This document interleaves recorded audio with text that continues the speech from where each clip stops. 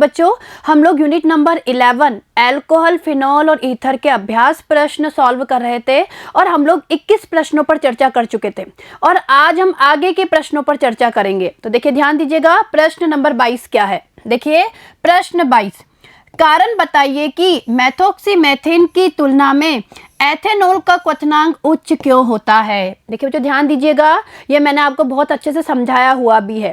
भाई होता क्या है कि जो हमारा मेथोक्सीमेथेन होता है तो मेथोक्सीमेथेन में तो दुर्बल वॉन्डरवॉल बल पाया जाता है, जबकि एथेनॉल की बात करें तो एथेनॉल में अंतराणुक हाइड्रोजन बल पाया जाता है। इसी कारण से एथेनॉल का क्वथनांक ज़्यादा होता है। तो देखिए आंसर देखिए इसका, एथेनॉल में अंतराणुक हाइड्रोजन बंध पाया जाता है, जबकि मेथोक्सीमेथेन में द्विध्रुव आकर्षण यानी वॉन्डरवॉल बल पाया जाता है। अंतराणुक हाइड्रोजन बंध की प्रबलता द्विध्रुव आकर्षण से अधिक होती है, अतः एथेनॉल का क्वथनांक मेथोक्सीमेथेन की तुलना में उच्च होता है। ठीक है, चलिए आगे प्रश्न नंबर 23 देखिए, निम्नलिखित ईथरों के आयुपीएसी नाम दीजिए। देखिए बच्चों क्या है, यहाँ पे कुछ ईथर दिए हुए हैं और उनके हमें आयुपीएसी नाम देना है। तो देखिए पहला ये ईथर दिया हुआ है। देखिए बच्चों पहले समझने की कोशिश करिए। देखिए अगर आप ध्यान से देखेंगे तो ये एक असममित ईथर है, यानी यहाँ पे दोनों तरफ जो एल्किल समूह जुड़े हुए हैं वो अलग अलग एल्किल समूह है। ठीक है, तो देखिए यहाँ पे ये हमारी क्या हो गई, मुख्य श्रृंखला हो गई। मुख्य श्रृंखला के रूप में अगर आपको पता है तो हम लोग असममित ईथर में जो बड़ा एल्किल समूह होता है उसे मुख्य श्रृंखला के रूप में लेते हैं और जो छोटा एल्किल समूह होता है उसे एल्कोक्सी प्रतिस्थापी के रूप में पढ़ा जाता है। तो देखिए ध्यान दीजिएगा, ये क्या हो गई, ये मुख्य श्रृंखला हो गई। गिनती यहां से शुरू करेंगे 1 2 3। तो देखिए बच्चों क्या है, 1 नंबर पे ये एथोक्सी समूह जुड़ा हुआ है और 2 नंबर पे जुड़ा हुआ है मेथिल। ठीक है, तो देखिए इसका आयुपीएसी नाम क्या होगा, 1 एथोक्सी 2 मेथिल प्रोपेन। भाई 1 2 3 कार्बन है मुख्य श्रृंखला में, तो ये हो गया प्रोपेन। तो देखिए इसका आयुपीएसी नाम होगा 1 एथोक्सी 2 मेथिल प्रोपेन। ठीक है, चलें आगे। दूसरा देखिए, दूसरा अगर आप ध्यान से देखेंगे तो दूसरे में भी देखिए ये एक असममित ईथर है और देखिए यहाँ पे ये मुख्य श्रृंखला के रूप में हो गई। अब हम शुरू करेंगे गिनती 1 2। ठीक है, तो देखिए बच्चों 1 नंबर पे तो जुड़ा हुआ है मेथोक्सी समूह और 2 नंबर पे जुड़ा हुआ है क्लोरो। ठीक है, और अगर हम यहाँ अल्फाबेटिकली देखें तो क्लोरो पहले आएगा। तो देखिए इसका आयुपीएसी नाम क्या हो जाएगा, 2 क्लोरो 1 मेथोक्सी एथेन। भाई 2 कार्बन है, 2 कार्बन का मतलब हो गया एथेन, तो ये इसका क्या हो गया आयुपीएसी नाम। ठीक है, अगला देखिए तीसरा। देखिए बच्चों ध्यान दीजिए, देखिए तीसरा अगर आप ध्यान से देखेंगे, देखिए मैं इसकी एक बार संरचना बना रही हूँ। देखिए जो ध्यान दीजिएगा, ये देखिए यहाँ पे OCH3, देखिए पैरा, पी का मतलब है पैरा, और यहाँ पे जुड़ा हुआ है NO2 समूह।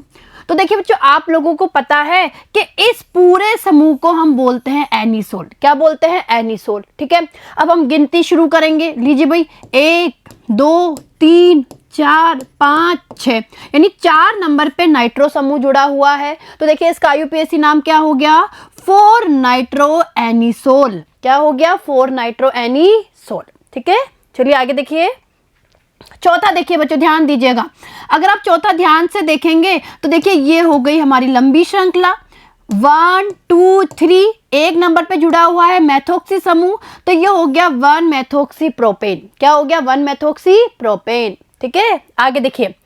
अब देखिए इसे समझने की कोशिश कीजिए। देखिए बच्चों ध्यान दीजिएगा, अगर आप देखेंगे तो ये साइक्लोहेक्सेन है, ये साइक्लोहेक्सेन है। तो देखिए गिनती यहां से शुरू करेंगे, 1 नंबर 2 नंबर 3 4 5 6।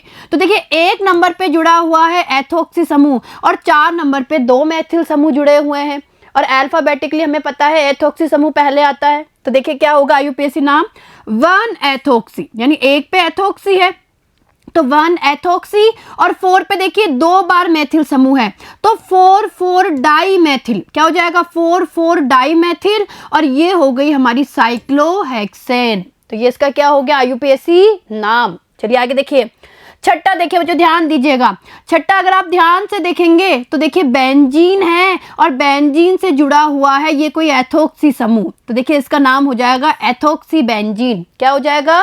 Ethoxy benzene. ठीक है, आया समझ में आपको? चलिए आगे देखिए। अब देखिए प्रश्न नंबर 24 देखिए, निम्नलिखित ईथरों को विलियमसन संश्लेषण द्वारा बनाने के लिए अभिकर्मकों के नाम एवं समीकरण लिखिए। तो देखिए बच्चों ध्यान दीजिएगा, देखिए पहला क्या है? 1 प्रोपोक्सी प्रोपेन। तो देखिए बच्चों हमें क्या करना है, ईथर दिए हुए हैं और इन ईथर को विलियमसन ईथर संश्लेषण के द्वारा बनाना है और हमें ये बताना है कि कौन कौन से अभिकर्मक काम में लेंगे। तो देखिए 1 प्रोपोक्सी प्रोपेन बनाने के लिए हम लोग काम में लेंगे 1 ब्रोमो प्रोपेन और इसकी अभिक्रिया करवाएंगे सोडियम प्रोपोक्साइड के साथ में। ठीक है, लीजिए भाई NaBr बाहर निकल गया और यह निर्माण हो गया 1 प्रोपोक्सी प्रोपेन का। ठीक है, चलिए आगे। दूसरा देखिए एथोक्सी बेंजीन। देखिए बच्चों ध्यान दीजिएगा, एथोक्सी बेंजीन बनाने के लिए हम काम में लेंगे सोडियम फिनोक्साइड और ब्रोमोएथेन को, यानी सोडियम फिनोक्साइड की अभिक्रिया ब्रोमोएथेन के साथ करवाएंगे। NaBr बाहर और ये एथोक्सी बेंजीन का क्या हो गया? निर्माण हो गया। ठीक है, आगे देखिए। तीसरा देखिए 2-मेथोक्सी 2-मेथिल प्रोपेन। देखिए हमें 2-मेथोक्सी 2-मेथिल प्रोपेन बनाना है तो हम लोग सोडियम तृतीयक ब्यूटोक्साइड काम में लेंगे। देखिए ध्यान दीजिएगा, सोडियम तृतीयक ब्यूटोक्साइड। देखिए बच्चों ये टी का मतलब है तृतीयक, हम इसे सोडियम तृतीयक ब्यूटोक्साइड इस तरीके से भी लिख सकते हैं, तो ये आपको पता होना चाहिए, स्मॉल टी का मतलब है तृतीयक। तो देखिए सोडियम तृतीयक ब्यूटोक्साइड की अभिक्रिया हम ब्रोमोमेथेन के साथ करवाएंगे। लीजिए भाई NaBr बाहर निकल गया और ये CH3 इस जगह आके जुड़ गया सोडियम की जगह और ये बन गया 2-मेथोक्सी 2-मेथिल प्रोपेन। ठीक है, आया समझ में?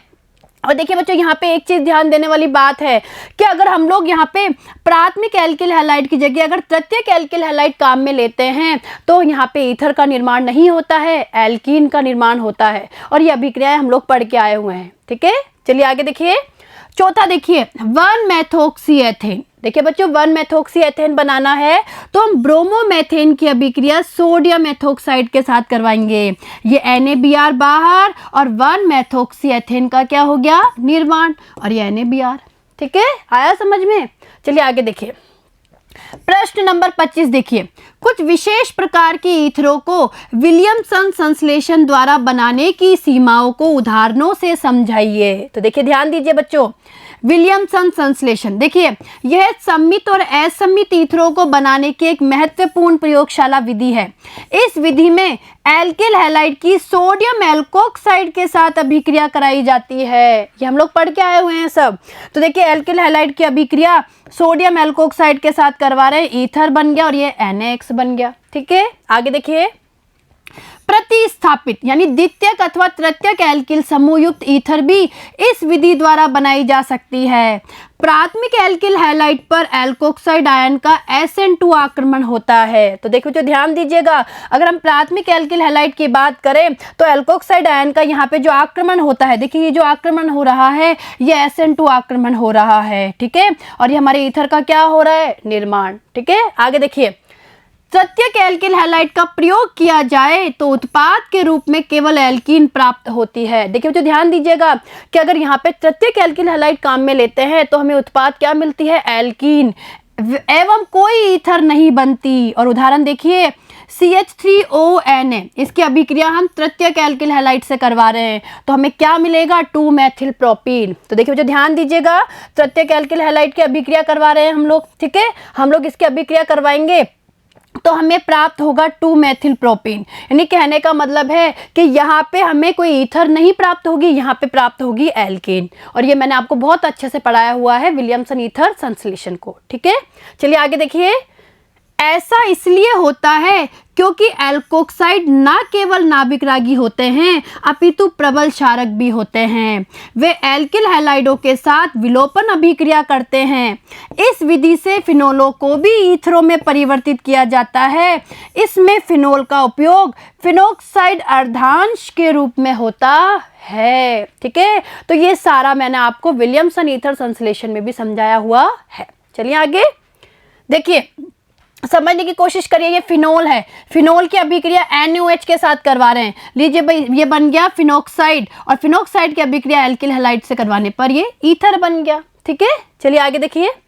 प्रश्न नंबर 26 देखिए, प्रोपेन 1 ऑल से 1 प्रोपोक्सी प्रोपेन को किस प्रकार बनाया जाता है, इस अभिक्रिया की क्रियाविधि लिखिए। तो देखिए बच्चों, ये हम लोगों को पता है कि अगर हमें अल्कोहल से ईथर बनाना है तो हम अम्ल की उपस्थिति में अभिक्रिया करवाते हैं। तो देखिए ध्यान दीजिएगा, प्रोटिक अम्लों जैसे H2SO4, H3PO4 की उपस्थिति में अल्कोहल के आधिक्य को लगभग 413 केल्विन ताप पर गर्म करने पर ईथर मुख्य उत्पाद के रूप में प्राप्त होता है। तो ये हमें पता है। तो हम क्या करेंगे, देखिए बच्चों, यहाँ पे जो प्रोपेन 1 ऑल है उसकी अभिक्रिया प्रोटिक अम्लों से करवाएंगे 413 केल्विन ताप पर। तो देखिए ध्यान दीजिए, ये देखिए, ये प्रोपेन 1 ऑल है, इसकी अभिक्रिया हम सांद्र H2SO4 के उपस्थिति में करवाएंगे 413 केल्विन पे। और देखिए क्या होगा, जो प्रोपेन 1 ऑल है इसके 2 अणु भाग लेंगे, जल का अणु बाहर निकलेगा और 1 प्रोपोक्सी प्रोपेन का क्या होगा, निर्माण। और देखिए बच्चों, ये अभिक्रिया हम बहुत अच्छे से पढ़ के आए हुए हैं।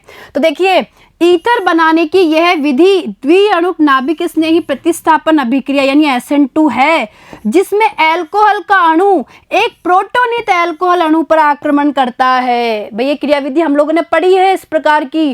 भाई इसमें होता क्या है कि भाई इसमें जो प्रोटोनित अल्कोहल अणु है उस पे अल्कोहल का दूसरा अणु आक्रमण करता है। तो देखिए ध्यान दीजिएगा, देखिए क्रियाविधि देखिए। देखिए पहली स्टेप में क्या होता है, सबसे पहले क्या होता है, जो अल्कोहल है वो H+ के साथ जुड़ता है। ये H+ इस ऑक्सीजन पे आके जुड़ेगा और ये प्रोटोनित अल्कोहल का क्या हो गया, निर्माण हो गया। ठीक है, आगे देखिए, इस प्रोटोनित अल्कोहल पर दूसरा अल्कोहल इस ऑक्सीजन की तरफ से इस कार्बन पे आक्रमण करेगा। ये SN2 आक्रमण है। देखिए बच्चों, ये आपको समझाया हुआ है, SN2 आक्रमण है। और देखिए यहाँ पे जल का अणु बाहर निकल जाएगा, और जल का अणु बाहर निकल गया और देखिए ये हमारे आयन का निर्माण हो गया, ये एक आयन बन गया। और इस आयन में से अब देखिए तीसरे स्टेप में क्या होगा, H+, जो ये H है ये H+ के रूप में बाहर निकल जाएगा, H+ के रूप में बाहर निकल जाएगा। और देखिए हमारे ईथर का क्या हो गया, निर्माण। ठीक है, क्रियाविधि समझ में आई आपको। चलिए आगे देखिए, प्रश्न नंबर 27 देखिए, द्वितीयक अथवा तृतीयक अल्कोहलों के अम्लीय निर्जलन द्वारा ईथरों को बनाने की विधि उपयुक्त नहीं है, कारण बताइए। देखिए जो ध्यान दीजिएगा क्या कारण है। भाई द्वितीयक अथवा तृतीयक अल्कोहलों के अम्लीय निर्जलन द्वारा ईथर बनाना मुश्किल होता है, क्योंकि प्रतिस्थापन तथा विलोपन अभिक्रियाओं के मध्य प्रतिस्पर्धा में विलोपन अभिक्रिया अधिक होने से मुख्य उत्पाद एल्कीन बनती है। ठीक है, आगे देखिए। देखिए बच्चों, यहाँ समझने की कोशिश करिए। देखिए ये द्वितीयक अल्कोहल है और ये तृतीयक अल्कोहल है। ठीक है, और द्वितीयक अल्कोहल की जब हम लोगों ने H2SO4 की उपस्थिति में गर्म किया, देखिए द्वितीयक अल्कोहल को जब H2SO4 की उपस्थिति में गर्म किया तो देखिए निर्जलीकरण हो गया, जल का अणु बाहर निकल गया और ये बन गया प्रोपीन।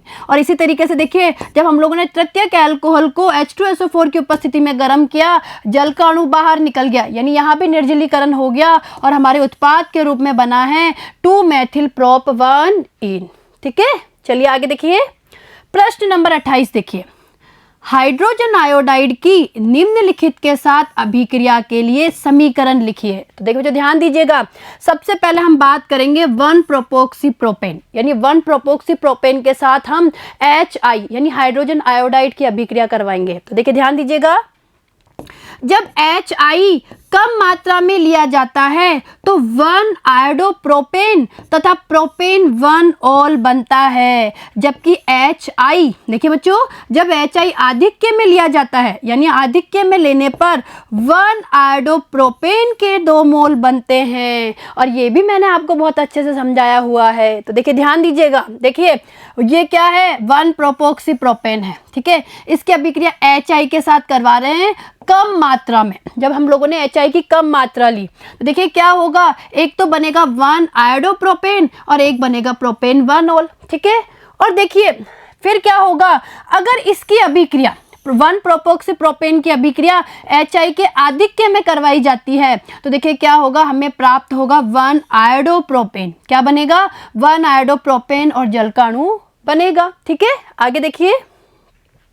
दूसरा देखिए, मैथोक्सीबेंजीन। देखिए बच्चों, मैथोक्सीबेंजीन की HI के साथ अभिक्रिया करवानी है, तो देखिए ये मैथोक्सीबेंजीन है, इसकी अभिक्रिया HI के साथ करवाएंगे तो ये CH3 और I, ठीक है, ये तो बन गया आयोडोमेथेन और H यहाँ जुड़ जाएगा और बन जाएगा फिनोल। और देखिए बच्चों ध्यान दीजिएगा यहाँ पे, भाई इसमें क्या होता है, ऑक्सीजन और इस कार्बन यानी ऑक्सीजन और CH3 के बंध के बीच का जो बंध होता है ना, वो बंध दुर्बल होता है, इसीलिए इस ऑक्सीजन और कार्बन के बीच का बंध टूटता है। ठीक है, तो देखिए एक बार इसे हम पढ़ लेते हैं।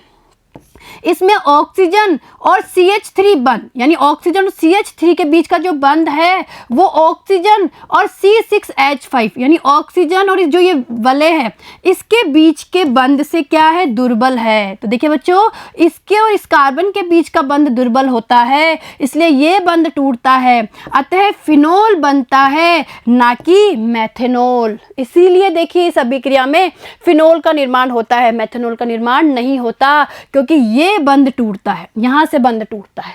ठीक है, चलिए आगे देखिए। तीसरा देखिए बेंजिल एथिल ईथर। अब देखिए बेंजिल एथिल ईथर की अभिक्रिया हम HI के साथ करवाएंगे, तो देखिए बेंजिल एथिल ईथर की अभिक्रिया HI के साथ करवाएंगे। एक तो हमें मिलेगा बेंजिल आयोडाइड, क्या मिलेगा, बेंजिल आयोडाइड, एक बनेगा आयोडोएथेन और जलकाणु बाहर निकल जाएगा। ठीक है, चलिए आगे देखिए।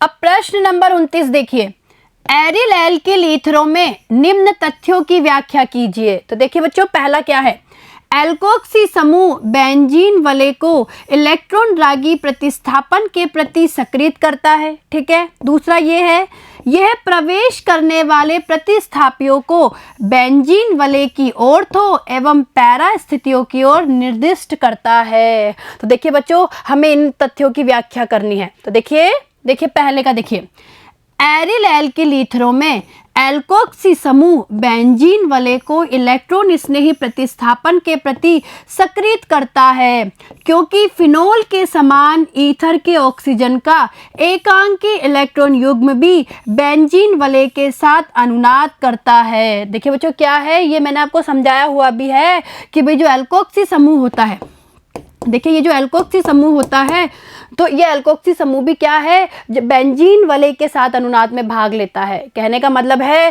कि जो एल्कोक्सी समूह के ऑक्सीजन के ऊपर उपस्थित एकांकी इलेक्ट्रॉन युग्म है, ये बेंजीन वलय के साथ अनुनाद में भाग लेते हैं, क्योंकि ये भी +M प्रभाव दर्शाता है। ठीक है, जिससे बेंजीन वलय में इलेक्ट्रॉन घनत्व बढ़ जाता है, अतः इलेक्ट्रॉन स्नेही का आक्रमण आसान हो जाता है। ठीक है, चलिए आगे देखिए।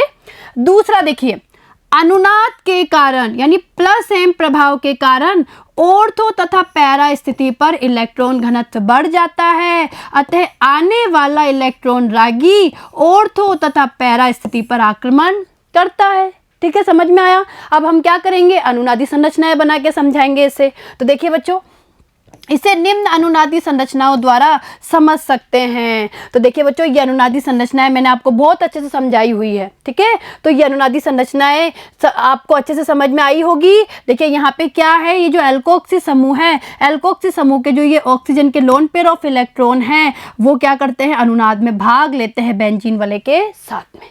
ठीक है, चलें आगे।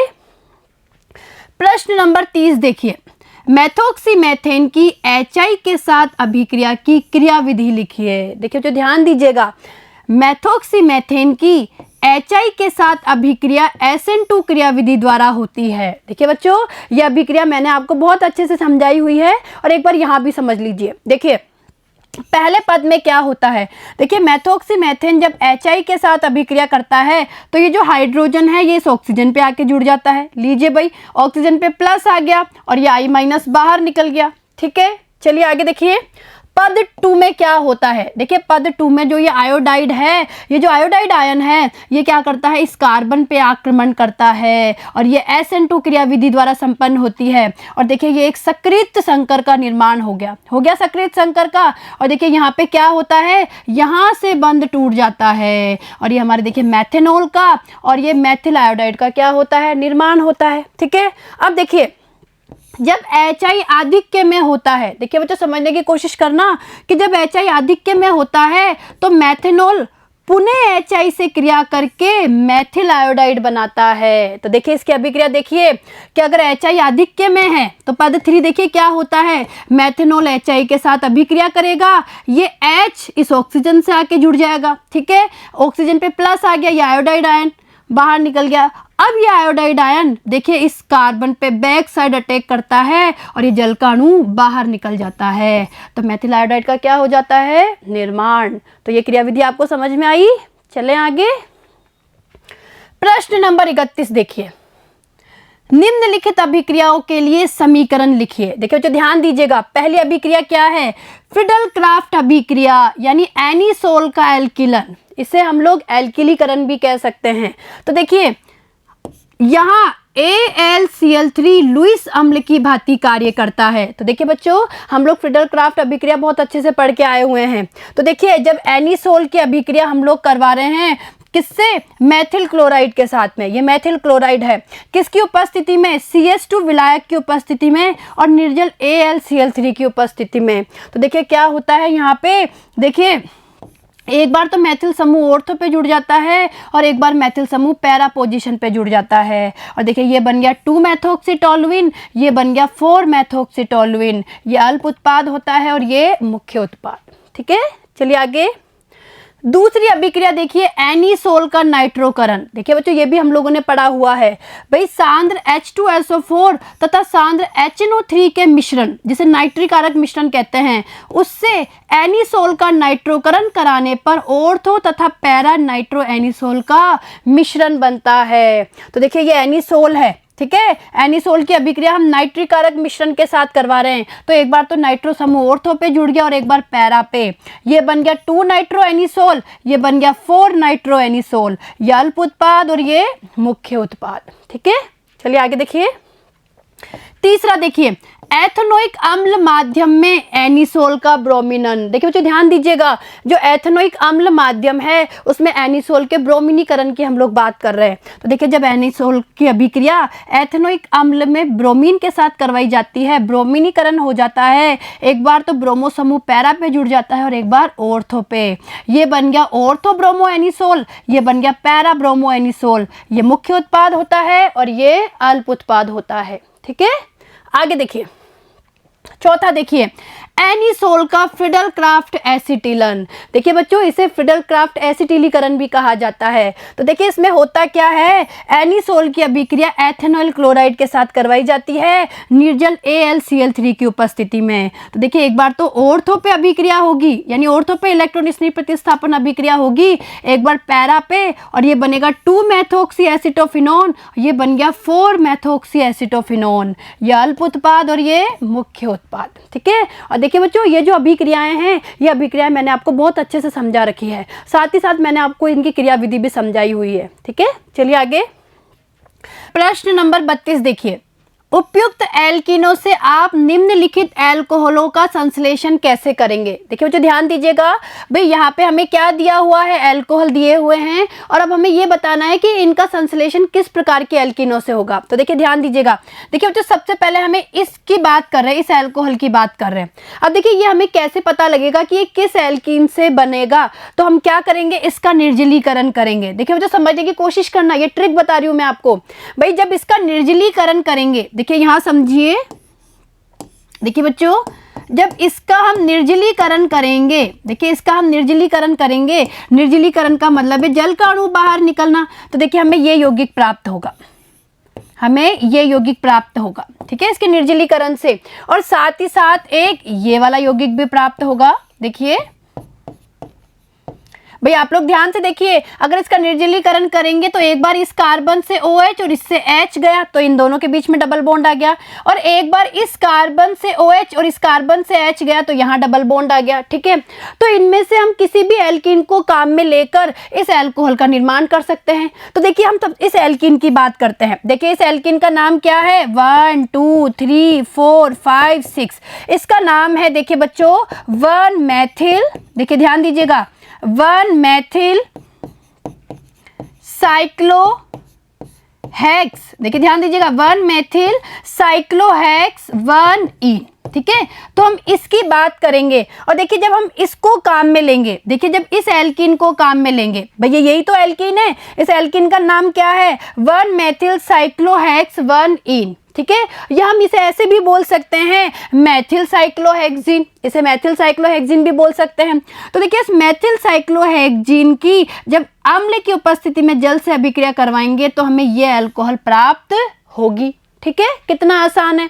अगला देखिए, देखिए बच्चों हमें ये वाली अल्कोहल का निर्माण करना है, तो देखिए क्या है, वही निर्जलीकरण करके देख लीजिए। अब इसका निर्जलीकरण करेंगे, देखिए अगर इस अल्कोहल का निर्जलीकरण करेंगे तो हमें देखिए इस तरीके से एल्किन प्राप्त होगी, ये एल्किन प्राप्त होगी। और देखिए इस एल्किन का नाम क्या है, देखिए 1 2 3 4 5 6 7, इस एल्किन का नाम है 4 मेथिल। देखिए 4 मेथिल, 7 कार्बन है, ठीक है, 4 मेथिल हेप्ट 3 इन। ठीक है, तो देखिए बच्चों हम इसको काम में लेंगे, तो देखिए ये एल्कीन है और इस एल्कीन की अभिक्रिया अम्ल की उपस्थिति में जल से करवाएंगे तो ये अल्कोहल हमें प्राप्त हो जाएगी। ठीक है, और देखिए इस अल्कोहल का नाम भी एक बार हम देख लेते हैं, 1 2 3 4 5 6 7, तो इस अल्कोहल का नाम है 4 मेथिल। 4 मेथिल, और ये 4 पे क्या है, OH समूह है, तो 4 मेथिल हेप्टेन, हेप्टेन 4 ऑल। ठीक है, 4 मेथिल हेप्टेन 4 ऑल। ठीक है, चलिए आगे देखिए। अब तीसरा देखिए, देखिए बच्चों ध्यान दीजिए, अगर हम इस अल्कोहल की बात करें और देखिए इस अल्कोहल से अगर हमें एल्कीन पता करनी हो कि इसका निर्माण किस एल्कीन से होगा तो वही निर्जलीकरण से पता लग जाएगा। तो देखिए हम ये एल्कीन काम में लेंगे, इस एल्कीन का नाम क्या है, देखिए 1 2 3 4 5, इसका नाम है पेंट 1 इन। ठीक है, इसको हम काम में लेंगे और देखिए इसकी जब H+ की उपस्थिति में जल से अभिक्रिया करवाएंगे तो यह अल्कोहल हमें प्राप्त होगी। इस अल्कोहल का नाम क्या है, देखिए 1 2 3 4 5, इसका नाम है पेंटेन 2 ऑल।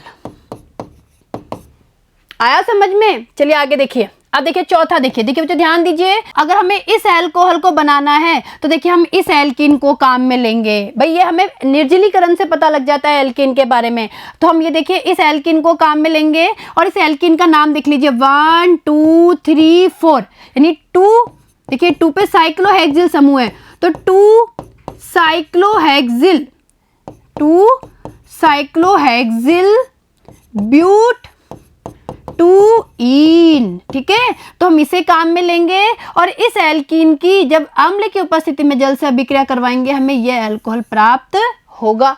ठीक है, कितना आसान था। चलिए आगे देखिए। अब प्रश्न नंबर 33 देखिए, देखिए बच्चों 3 मेथिल ब्यूटेन 2 ऑल को HBr से अभिकृत कराने पर निम्नलिखित अभिक्रिया होती है। तो देखिए ध्यान दीजिए, ये हमारा क्या है, ये 3 मेथिल ब्यूटेन 2 ऑल है, इसकी अभिक्रिया HBr से करवाएंगे तो हमें ये उत्पाद प्राप्त हो रहा है।